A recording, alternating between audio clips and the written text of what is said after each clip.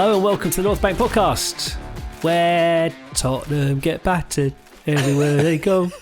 Tottenham get battered everywhere they go. Well, if we'd taken our chances, they would have done.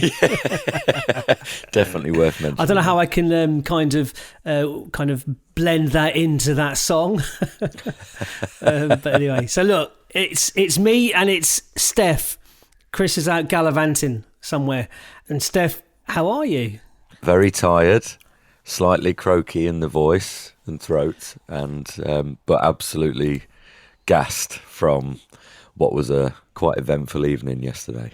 Yeah, are you glad you decided to go? Oh, 100%. And that's no way influenced by just the result more than anything. Oh, yeah. My God, yeah. No, but actually, and I'm sure you'd have probably asked me this anyway, but the atmosphere in the build-up and the first part of the game was it was up a notch. It was worthy of a local derby, and to be honest, what we needed. And the team responded. Exactly. And then obviously that fed into the cycle, and the fans took it on, and the players took it on. What was? I mean, look, we're going to go about this arse over tit. I know we are a bit like the game, I guess, but Declan Rice's interview afterwards, I'm going to touch on it. I don't know if you saw it with TNT. It was one of the best post-match interviews I've seen from any Arsenal player. It was brilliant. He was in such good form. Like, he was so happy. Like, it was great. But he was really honest. And I'll touch on, I think I've jotted down 6 things he mentioned. Okay. But one was the atmosphere and the fans. And he pinpointed in particular the fan reaction when Kai Havertz's name was called out. Yeah. And he actually then said, these are the real fans in the stadium. You see the nonsense online, but then you come into the stadium and he got the loudest cheer, and he said it made him feel so good. And we forget, like, they're tuned into all of that, you know. And it's like, I mean, I don't need to point out to anybody that giving a player abuse may potentially have a detrimental impact on their game, you know. Whereas praising a player or encouraging a player or supporting a player, you know, we are supporters, might actually have a positive impact on their game. But what was interesting is that Declan Rice aired that quite publicly. So that was good. I mean, he was so excited. Like, I think the first thing he said was, "Oh, we should have scored 5 or 6," you know. But we won the game. But he kept having to pull himself back in and say, "No, but we won the game. Winning was important. Oh, we could have scored 5 or 6." Like, it was great. So he was full of praise for the fans and so on. And he said, if you can't get up for a North London derby, then you shouldn't be a footballer. You know, that kind of thing. Which is really interesting, because I've seen a lot of Spurs fan accounts, decent fans, like reasonable, and they're saying the exact opposite about their team, which is actually what their manager said as well. Postecoglou said we just weren't at it, and you know, their 2 best players were 2 18-year-olds, and we will touch on our own 18-year-old. But I was going to say about I assume you mean Bergvall and Gray. Yeah.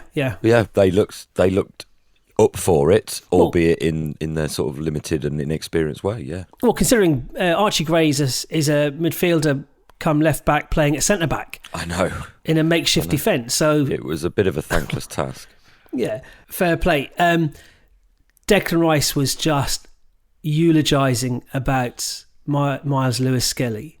Like he said, I don't understand it. I don't understand how good he is and how confident he is and how strong he is. And he actually made the reference, and I've seen it lots of times today, but he made the reference or the comparison to Moussa Dembele at Spurs. I know. The way he holds it, and he's right, you know, and the way he kind of protects the ball, and he can't get the ball off him, and he shouldn't be that hard to get the ball off, but he is. Yeah. You know, his stature's not huge. And I see your Declan Rice post-match interview, and I raise you Miles Lewis-Skelly's interview with Ian Wright for the brilliant Premier League feed. Yeah. I mean, there is a kid. He is a kid. He's 18 years he's old, younger than my daughter. Who's basically just in like dreamland, but seems totally unawed. What's the word I'm looking for? Like, He's not imposed by the situation. He's not overawed. That's the word I'm looking for. He's just absolutely embracing it and seizing the opportunity. Yeah, like he belongs. And he says, like, he's got his chance. Because there's an argument to say that he's our fourth choice left back. But now... Not anymore. He's our best left back. He's our first... He's a left-footed timber. Yes, exactly. He's absolutely incredible. He's our first choice left back. And no other player yesterday, arguably, obviously, but I don't think any other player got us more excited. And it's that context of the fact that he's an academy product. He's 18 years old. He's in his first London derby. He's winning every battle, every duel, and just giving us the perfect platform on which to then keep pressing high and keep attacking.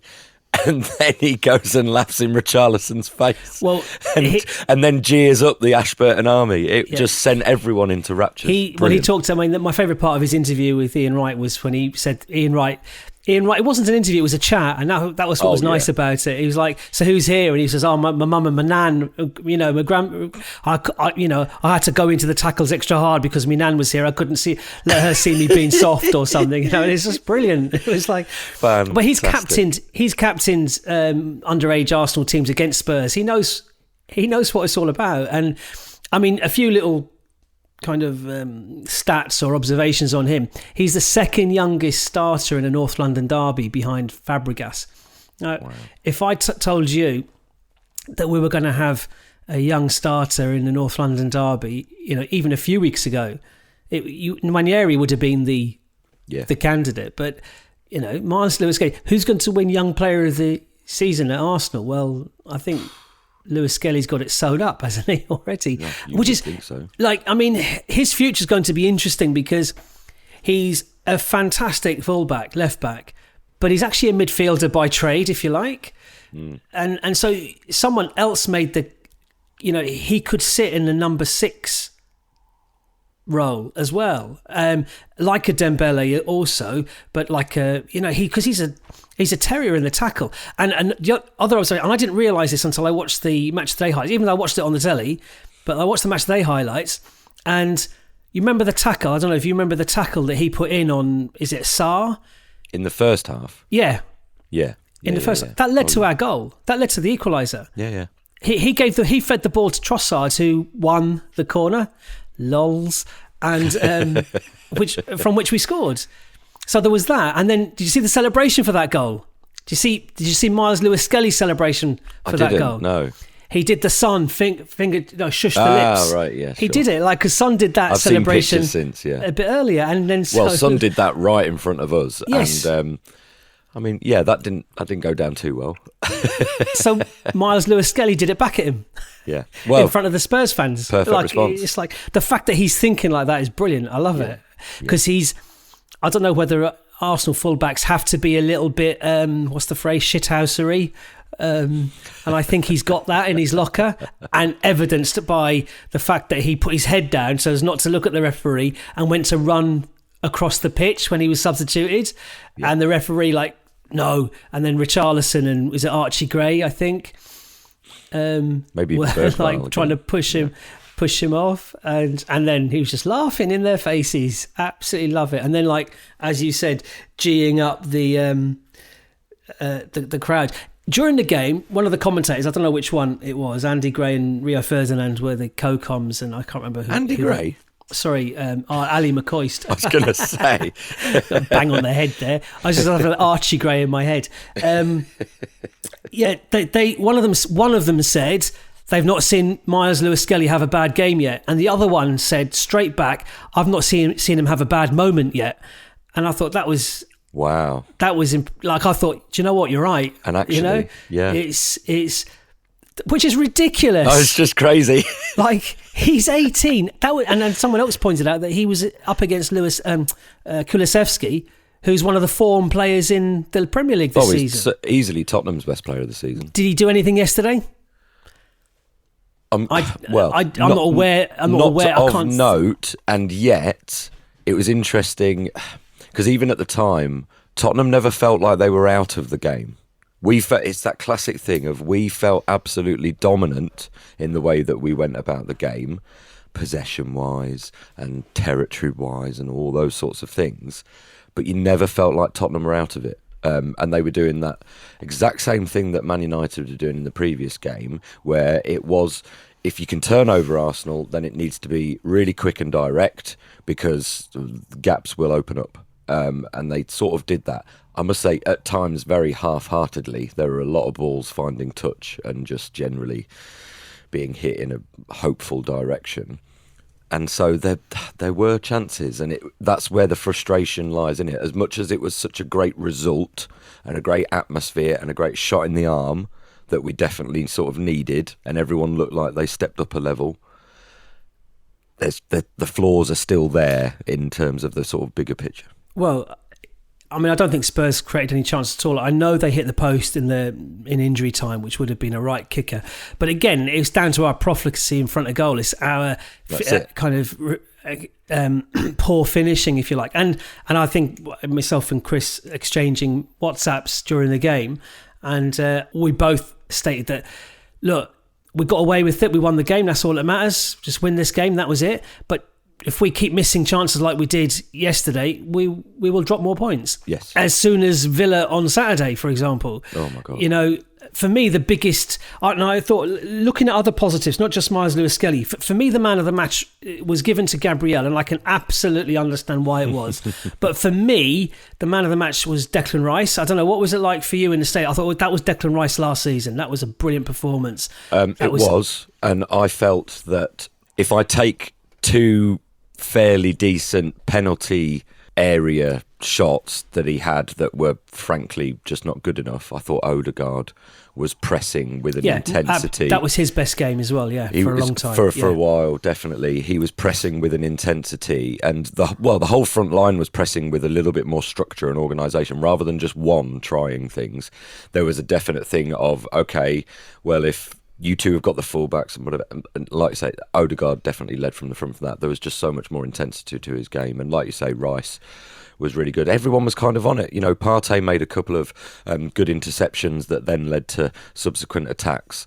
Well, this led to the second goal. The first, one of them did, which was great. Just Rice was interviewed afterwards by TNT, again, that interview, and Keown said to him, this is another thing, I didn't write this down, but I've just remembered it, because Keown, as a centre-back, was asking him, like, you know, you were box to box, like you were running forward, you were defending. He said, I might have wanted you to, if I was behind you, I'd have maybe wanted you to stay put. Is that an instruction that you've had to go forward or to say? And he just started laughing. He said, I was just quite excited and I wanted to go running. I wanted to run. I just like running. And he was like, it was such a lovely honesty, refreshing honesty in his interview. And he was like, so he was, I mean, I'm not sure Arteta, you know, Mr. Control FC, I'm not sure he'd have enjoyed that part of his post-match interview. Rice was brought off. Or game.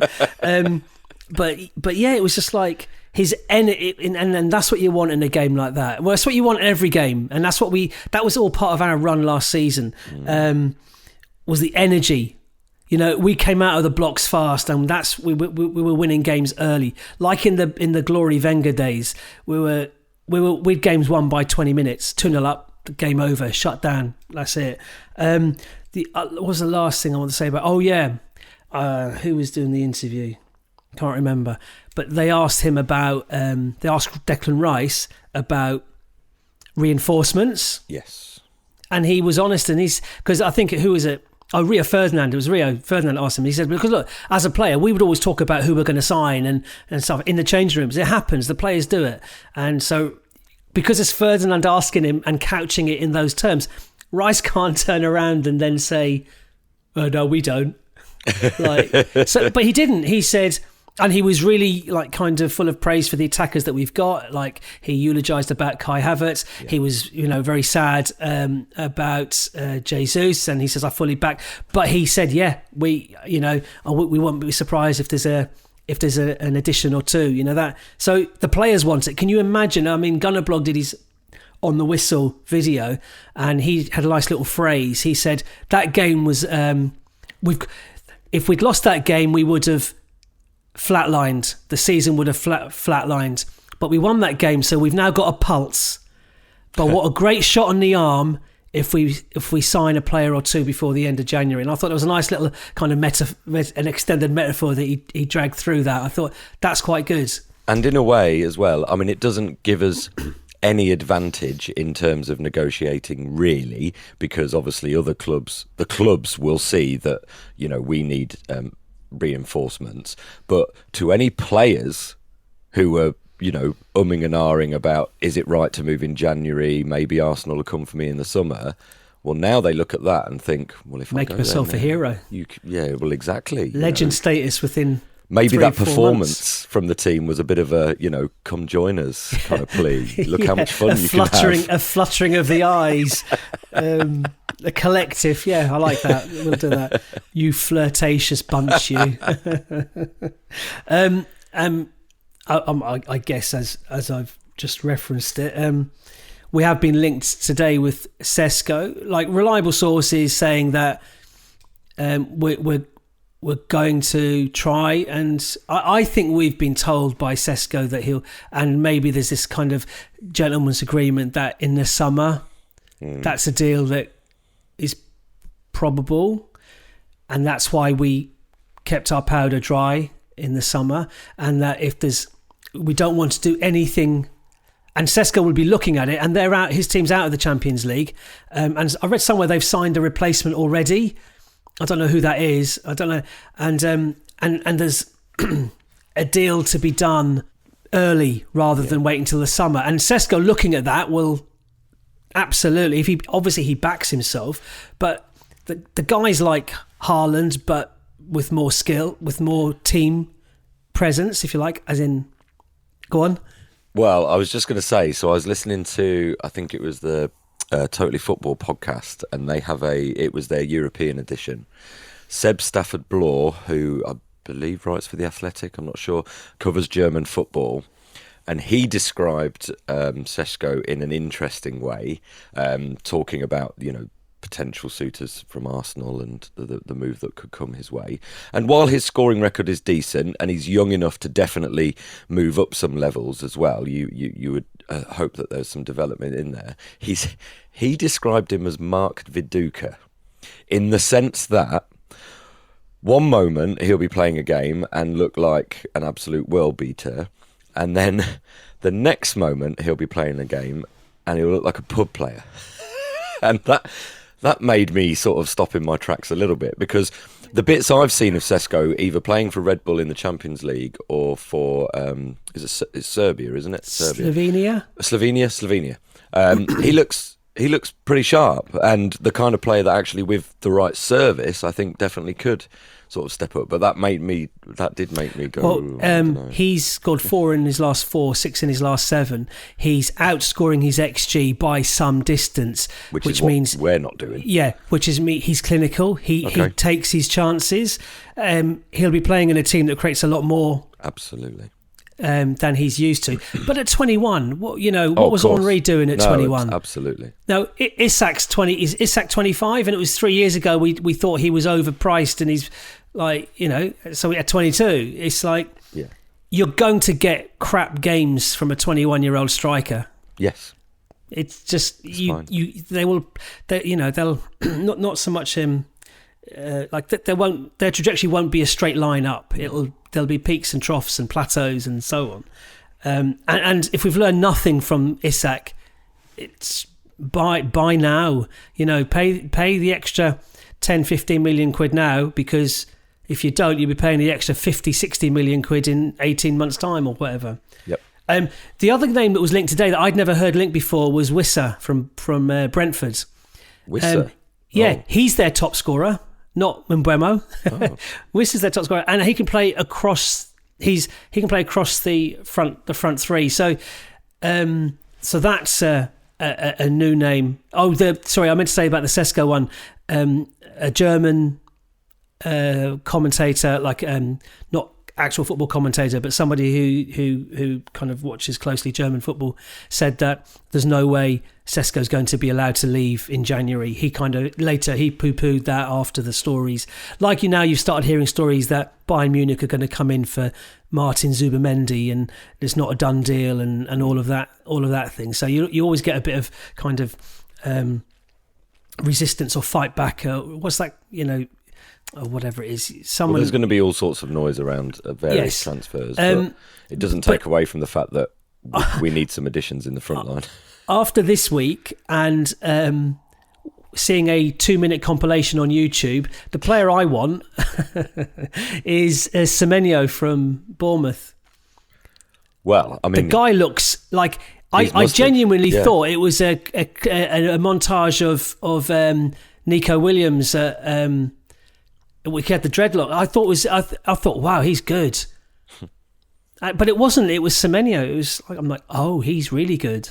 Well, I feel like you may have wasted 4 minutes there of watching that YouTube, because Bournemouth are not selling him, especially not in January. they're in good form and good place. That's the same with. Listen, if the money Man City have just signed their third player. Yeah. So no, I don't buy that.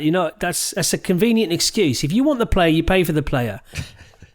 and the clubs will. All I'd heard was that Marmouche fella. They're not. Is it, what's his club? Lyon, Frankfurt. Sorry.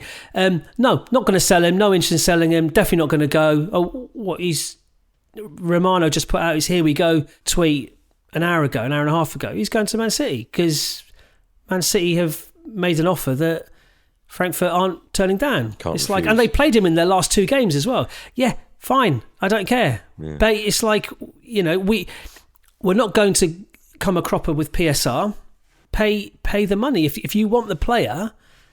And honestly, there's no fan of another club looks at Arsenal and they're all of one voice. Put a world-class striker or a finisher in that team and title race is on. Do you not think the title race is on anyway? No, I don't think so. I think we'll drop. I think if it was Man City in Liverpool's position, then no way. Like, the title's done. Isn't that the point? Because there's a chance that Liverpool will drop more points than us. Will drop points. I think they will definitely draw games, no question. Their next 2 games are at Bournemouth and Brentford away, 2 tricky games. Yeah. So I'm convinced Liverpool will drop points, but I don't see us not dropping points as well. You've sort of hit the nail on the head there, because again, I think it was Rory Smith on the Totally Football podcast who was saying that the reason Arsenal are in the title race and have never really been out of the title race is because this isn't a Man City title winning season. Yeah. This is probably not going to be a 95 point or 90 whatever points title winning season. This is going to be a more, inverted commas, normal title winning season where teams will drop points. Now, considering how close we are to Liverpool and they've only lost 1 game, it's those draws that are killers. Do I see us going on that absolutely steamrolling run? Well, probably not, ever so slightly, but we'll nor get do a striker I see. And we can. Well, exactly, and nor do I see Liverpool maintaining absolutely flawless route to the title either. Now, it's absolutely in their hands, and they've got a lovely cushion that would be really nice, but. Yeah, I think also the fact that they've had these recent draws will make teams look up and think, well, hang on, we can perhaps approach them in a slightly different way. It's just a shame we haven't taken advantage of more of their draws. But how nice was it to take advantage at least this week? Because of all the fixtures, to be playing Tottenham after everyone else had played, seeing those results come in the night before, Chelsea drawing, Man City giving away a 2-goal lead to draw at Brentford, and then Liverpool drawing against Forest, and also Forest dropping points. It put so much pressure on the Tottenham game, and the atmosphere was just palpable for that reason. And the players clearly harnessed it, as Rice sort of referenced, and to have then got the win, because the win was so much more important. Yeah, the performance was flawed, but we got those 3 points, and it feels good. Yeah, we unlike against United, we took one of our other chances after coming back to 1-1. Helped slightly by the chocolate wrists of Tottenham's keeper, it should be said. Kinky wrists. I don't know what that is. Wait, let's not go there. I don't know what that is. You saw the thing that I sent from Football 365 where it said... I was showing everyone this. Going, look at this. I don't understand this. after 20 games compared to 20 games last season, this season we've scored more than we scored last season. We've conceded fewer than we conceded last season, and we're on exactly the same. But this is before the Spurs game, and we're on exactly the same points. So, then we went on the run. Now, I've looked at the fixture list. I think it's the 4th of February is the FA Cup 4th round weekend, and we've got 10 days between. We've got a 10-day break between games, and I think it's already been booked in. We're doing a 5-day trip to Derby. Dubai.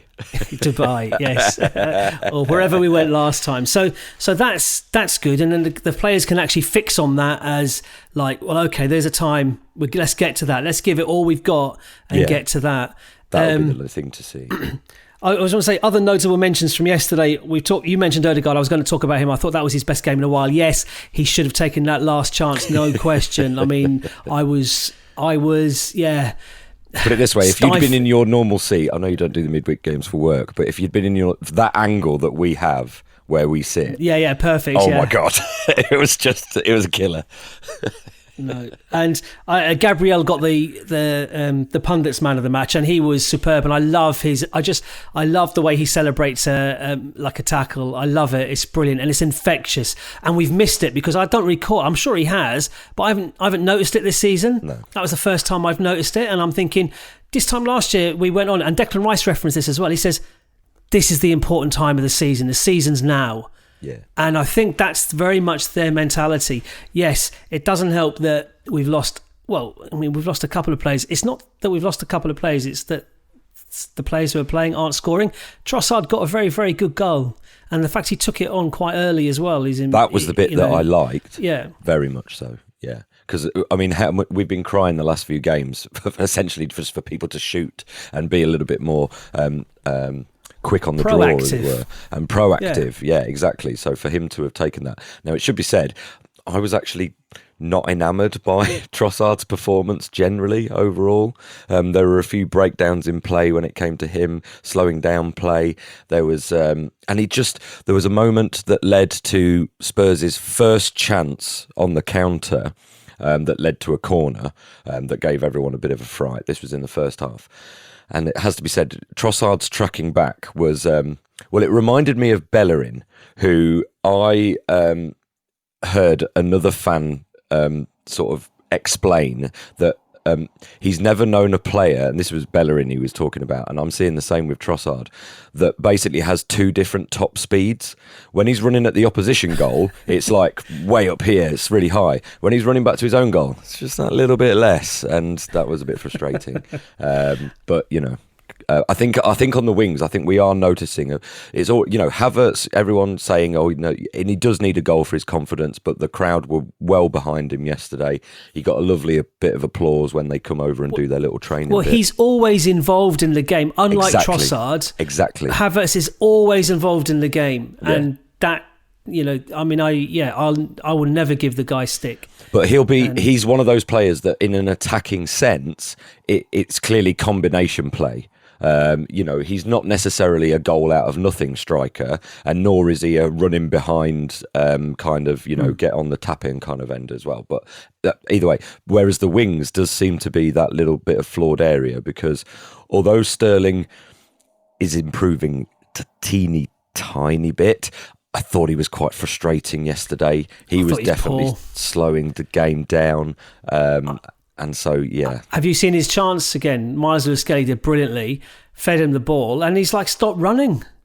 Yeah, and then he started again, but by the time he stopped and started again, the keeper is kind of it was a clear shot on goal. I mean, you'd have backed him to score. I don't know why. I think he bottled it myself. I don't understand how else he could have made the decision. It didn't make sense. No, like the ball was perfect, and I think he made the run. He made the run, which dictated to Lewis-Skelly where to play the ball, and he executed that part perfectly. And all Sterling did was run onto it and maybe dink it over the keeper, who come rushing out, but he stopped. I mean, just going back to your Trossard comments, that was the only surprise in the team. Not the surprise, that was the only deviation from the team that we kind of broadly selected pre-game. I certainly had Martinelli to start. I know Chris did. I think, did you? I don't know whether no, you had Trossard. I had Martinelli and Trossard, so I didn't get Sterling right. Oh yeah, I put Sterling. I said he'd play Sterling because of the green shoots in the previous game. I thought, and he did, but Sterling didn't do enough to warrant that place. So but again, I don't know who was it said bringing Martinelli on with 30 minutes to go against a makeshift defence already tiring actually is not a bad play. No. I'd rather Martinelli coming on than Trossard coming on, for example, in that scenario. So I guess that works. Shall I read Chris's? Yeah, what did Chris think? He sent us a few things, didn't he? He sent us right. So I'm going to read verbatim. Always hard watching on TV. I think poor old Chris finds it hard, particularly hard.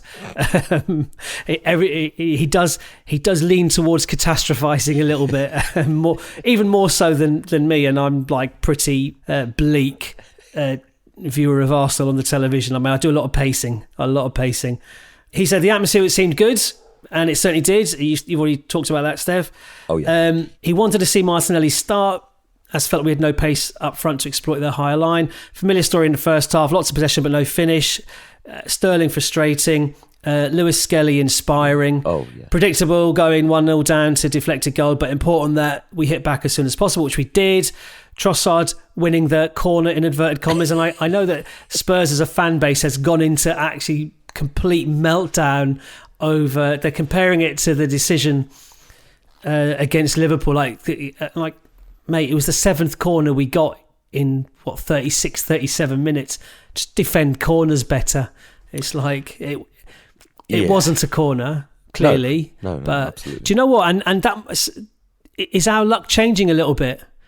We did because say, we've had a lot of things go against us. Yeah. Is Arteta unlucky? Well, maybe. Okay, ultimately not at our fluent best for all the reasons we know, but admirable effort and conviction to the cause in a high-pressure game. It was a must-win. And final words on Lewis-Skelly. He's clearly seen an opportunity for regular first-team football and is grasping it firmly. Fearless, smart, loved his laughing at Richarlison, understandable in any circumstance. Chris has put that in brackets. And geeing up the crowd as he walked off. He perfectly owned the stage, didn't he, Lewis-Skelly? I thought that was just... It was just... I was laughing at it and cheering it at the same time as I was thinking, we haven't won the bloody game yet, let's calm down. Yeah, there was an element of that. It's like, this is going to come back and bite us, isn't it? Doom saying me. And he said then, amazing that we all thought it was going to be Nwaneri's breakout season. Yeah, okay, and we've got in, and he sent us his team for the Villa match. Anything else to say? Like, you were at the game, so, kind of any other takeaways or anything that you saw, witnessed, that you want to share? So in terms of the pre-match, the build-up, there was a huge pyro display on the side of the pitch, which I'm one of these things where maybe I'm a bit of a traditionalist, but I like the crowd to generate the atmosphere quite a lot. I find some things... I think the worst... or the most criminal thing in terms of these pre-match things is the floodlight show. I feel like that's really rubbish. I mean, the pyro was pretty good, to be honest, and I think there was just something in the bangs that seemed to stir everyone up. There was the London is Red banner on one of the stands at the side. I always get the east and west side mixed up. But just generally, I think because everyone felt how...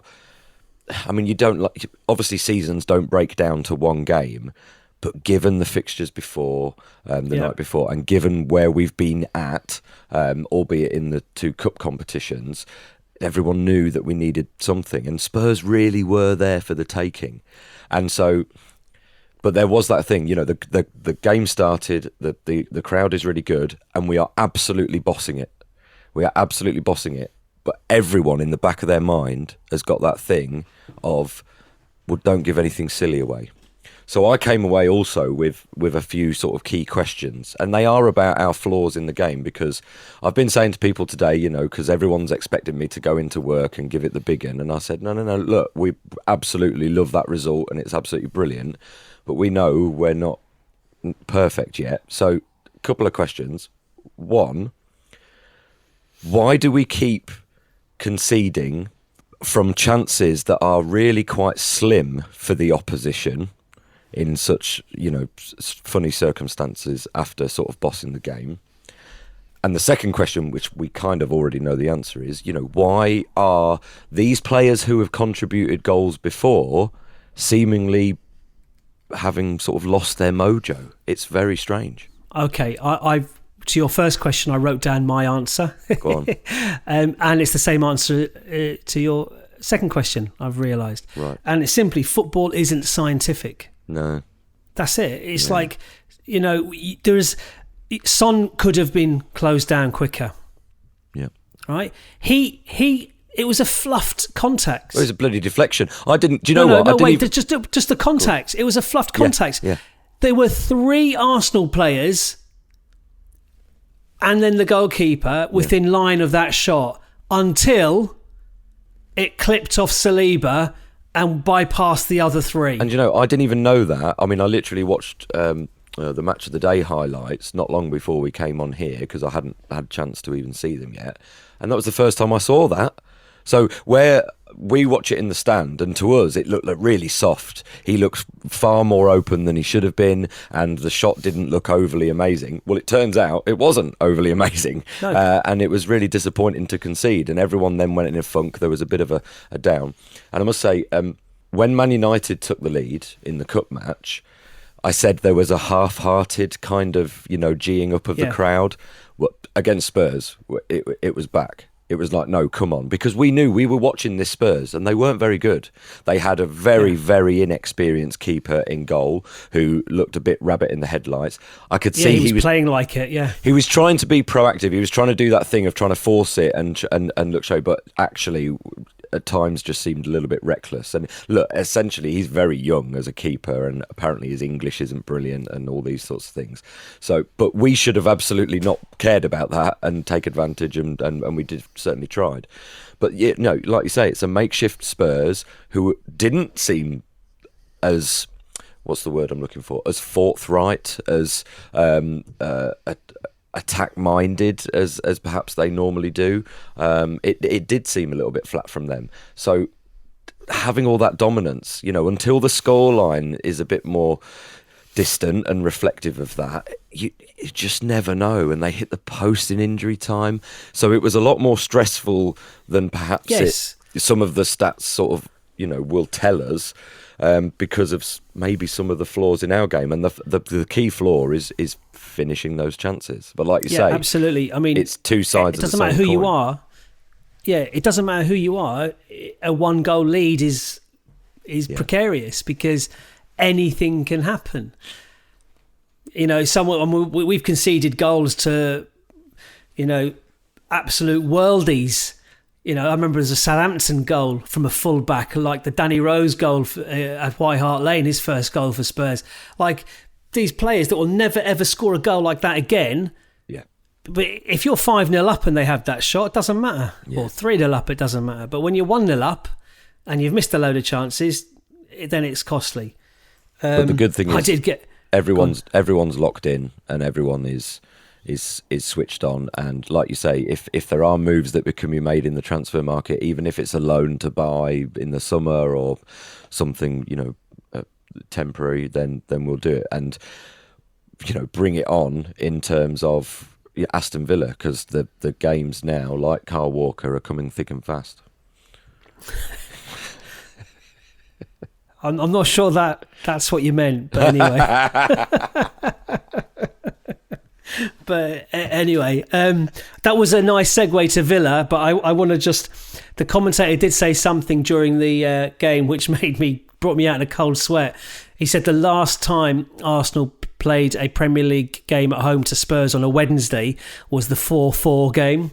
Which was 4-2 to us going into stoppage time, and it came back to 4. I was at that game. The only silver lining in that game was that none of the Spurs fans were in the ground to see their comeback. They'd all buggered off. So it was like, hang on. I just want to ask something as well, because we didn't know at the time. So game kicks off, and it can be only a few minutes into the game, if that.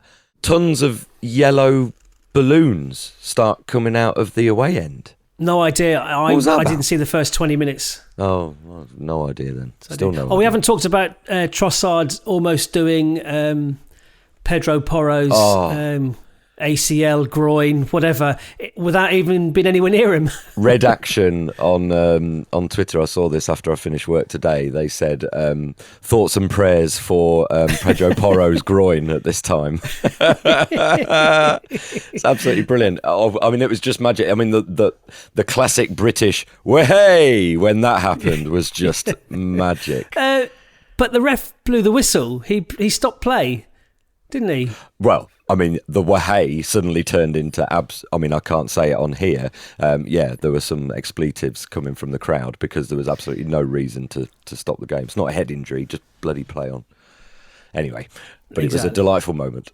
Okay, so Villa rocking up at the Emirates for 5:30 kickoff on Saturday. 5:30, so it'll be under the lights. Really difficult game, I think. Very difficult. Although, they're in a similar position. They're a little bit better off than Spurs, but they're still not having their best season.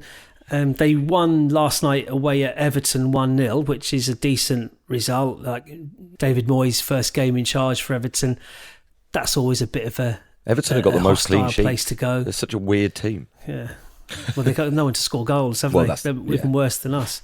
I'll give you Chris's team. Okay. He's got Raya in goal, Timber, Saliba, Gabriel. He's put down Calafiori fit, and he was on the bench, so I assume he's fit. He's got Partey, Rice and Odegaard, and he's got Sterling, Havertz and Martinelli across the front three. What have you got? I've got pretty much this. Well, no, I haven't got exactly the same team. So Raya in goal, Timber, Saliba, Gabriel, Skelly, Odegaard, Partey, Rice, Martinelli, Havertz, Trossard. Yeah, that's what I've got. I mean, I've Sterling exactly for me. I mean, if anything, it's the same reasoning you had for putting Sterling in the team yesterday that I've got for keeping Trossard. He scored his goal. Absolutely. His tail's up for sure. I noticed one of your messages between you and Chris while the game was going on was about Trossard's non-celebration, but actually it was a bit of a gimme to the. Giving it to the Spurs fans, wasn't it? Cupping his ears and trying to. It wasn't quite the non-celebration from Villa the previous time. That other game, yeah. I was a bit quick to jump on him for that, but I didn't see the immediate. It's only afterwards I saw replays. I thought, well, okay, he didn't not celebrate. He did celebrate. It was just anything if he's riding the Spurs fans, I'm on board with. So absolutely. I mean, for me, it still wasn't an amazing game from him. But the best thing that he did was take that chance early. And he can have crap games and score goals. I don't care. Yeah, exactly. Because the scoring goals bit is the bit we've been struggling with. There's other we can compensate for his poor performance if he's scoring a goal or two a game. We need a Freddie Ljungberg style run from him to take us up above Liverpool if we can dream big. Scoreline 1-1. Well, I mean, to be honest, that is what I've got written down. No way. Here's Surely the thing. not. I simply cannot. The problem I've got is you've got two teams that, although, there's a few points between us now in the league, are not a million miles away from each other, really. We've got a slightly better defence. Arguably, they've got a slightly more in-form attack. And it's going to be a funny game. Well, they've got a striker who can score goals. Well, yeah, there's that. I think the funny thing for me as well, because obviously realising the sort of timing of it, is Villa haven't guaranteed their qualification through to the next round of the Champions League. So, not that I'm not sure teams ever do this, but maybe there will be something in Emery's selection which will throw forward to their Champions League game that could. He doesn't like us. He doesn't like us. I know he doesn't. Look at last season. He played a makeshift team against City and then came and beat us at the Emirates with his full-strength team. Last season. And that's why I did just have a quick look at the table, and they're sitting on 35 points in 7th. So it would require City, Chelsea and Newcastle United to drop points. But if they somehow did and Villa won, they're jumping into 4th. And it's looking like, because of the coefficient and all these sorts of things, that 5th place will be enough to get you Champions League. So they're still very much going to try and keep both of those plates spinning and will go strong against us. I mean, they don't particularly like us. They've got a few players with needle, obviously Martinez, who used to play for us in goal. Like, I can only go 1-1 because I still have my doubts about us in an attacking sense scoring enough goals to see it through. You know, Martinez, for all him being an absolute wally, he doesn't have chocolate wrists like Spurs keeper does that would let that Trossard effort go in. And one wonders if they might even be a little bit wiser on corners, for that matter. So, you know, and we can still concede stupid goals. So I'm going 1-1, and I don't know. I find of all the games in this run that I've got no idea. Got no idea really. What have you got? Well, Chris has gone for 2-1. Yeah. As have I. Okay.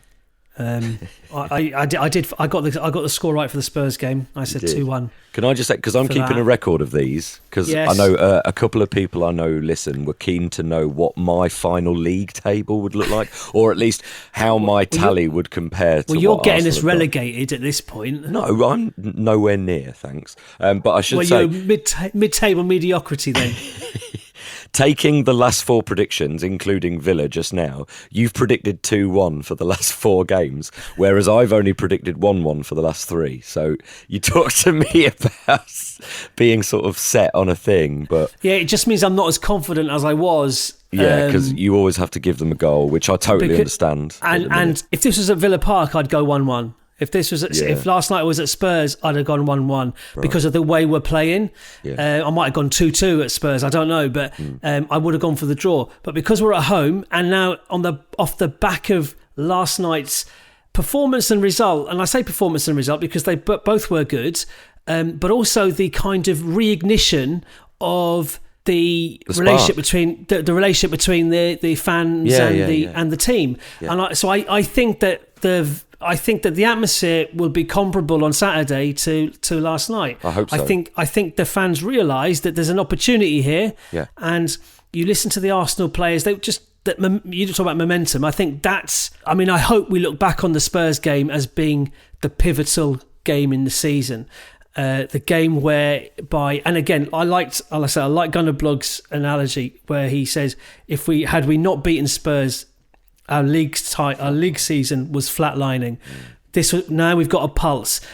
The players know we need additions, reinforcements. So imagine the shot in the arm it'll be for them if we get 1 or 2 players in on loan, even if it is Sane on loan from Munich or something like that. I don't know whether he's even fit, but you know, I'm here for Gyökeres or Sesko. I want Sesko because I think he's got a higher ceiling. I think Gyökeres would probably be better. It would hit the ground running more. Yeah. Hey, why not have both? 2 for 1. Yeah, sure. And Isak in the summer. No? Okay. Another 2 goals for Isak, was it, this week? Yeah, but we're recording this on Thursday evening. It's about 9:10. I've just looked at the latest scores. Manchester United 0, Southampton 1. Now, one of my good old mates has gone with his son as a United fan to that game, and he was like, we were having a WhatsApp conversation, and before the Spurs game, and I was like, bemoaning, you know. The Arsenal fan base is pretty glass half empty at the moment, you know, missing chances, all that. And he just said to me, he just replied back to me, he says, listen, we beat Southampton on Thursday, we go 12th. And they're not, like, at the moment, they're not even doing that. I was like, oh, okay, fair enough, I'll shut up. So to finish with then, this goes back to your point. You know, you shared that graphic from Football 365 about how before the Spurs game, we essentially had an equivalent record, but arguably an even better record this season. And as Chris sort of said, something this season is not hitting the eye right. It's not passing the eye test. But actually, I think we do need to sort of be understanding that a few of the draws and one or two results have been disappointing, but the thing that's disappointing us really are moments and injuries. And that's overshadowed the fact that we are still maintaining such a high level. You know, we talk about Arteta and his Voggian standards and, you know, keeping that kind of level of commitment and professionalism and skill and effort and all that kind of stuff. Well, it is there, even if it hasn't quite looked and felt like it. And Tim Stillman for Arsblog has written a piece today about that very thing, about, you know, the recent ire from the fans, particularly online, which is not the same as the fans in the ground. And no one, you know, who's perfectly rational has been Arteta out or anything like that. But it's obviously fine to sort of ask questions and think about how we could do things differently. But yeah, the standards are there. We are really, really, really good. And I think part of the frustration is born out of the fact that we are so close, and it will take a signing or two in order just to go up that little bit of a level that we need to make it happen. But like you say, everyone's locked in now. Yesterday was a real spark. It was a real shot in the arm. You know, we're repeating ourselves a little bit, and, you know, hopefully 5:30 Saturday evening, everyone's going to have all day to get some beer in them and, you know, get up for it, because Villa are Champions League challengers as well. We have to see them as competitive sort of rivals in a sense, and go into that game and look to do a number on them. I just say that the frustration for me is aligned with we're so close. It's not being able to. We're not operating under the dark, vast, deep shadow cast by Man City. No. Absolutely. And so we should be free of that burden, but we're not. No. And that's my frustration, is that, do you know, it would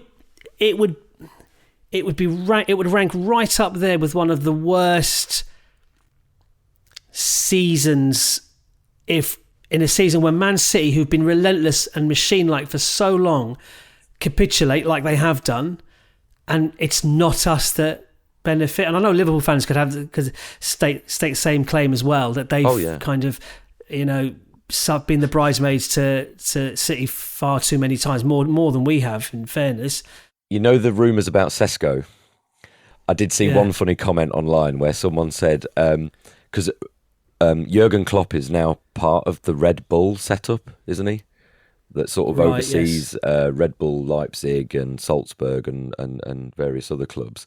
And they said, I wonder if he would, because some people were saying, well, why would they sanction a sale, you know, mid-season and blah, blah, blah. And Klopp's there. Why would he sanction that? Because it might help Arsenal win the title over Liverpool. And then someone came in and said, but it might also undermine Arne Slot, who goes in and gets the glory after he'd, you know, elevated Liverpool to their lofty heights as well. So we'll see.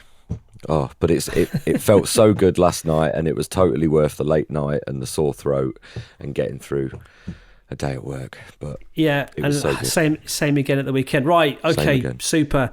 It's nice to do a positive, upbeat podcast, whilst being, you know, mindful of areas of concern that are still there. They haven't just disappeared in one game. But listen, if you can't enjoy a 2-1 win over that lot, then you're in the wrong business.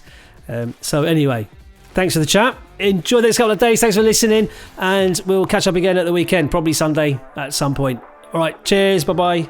See ya.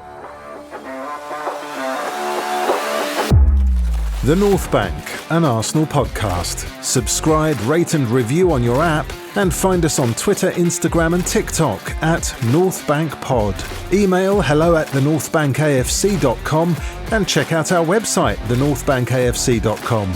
Produced by The Podcast Company.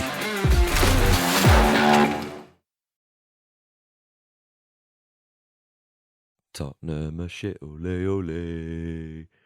Tottenham shit, ole ole.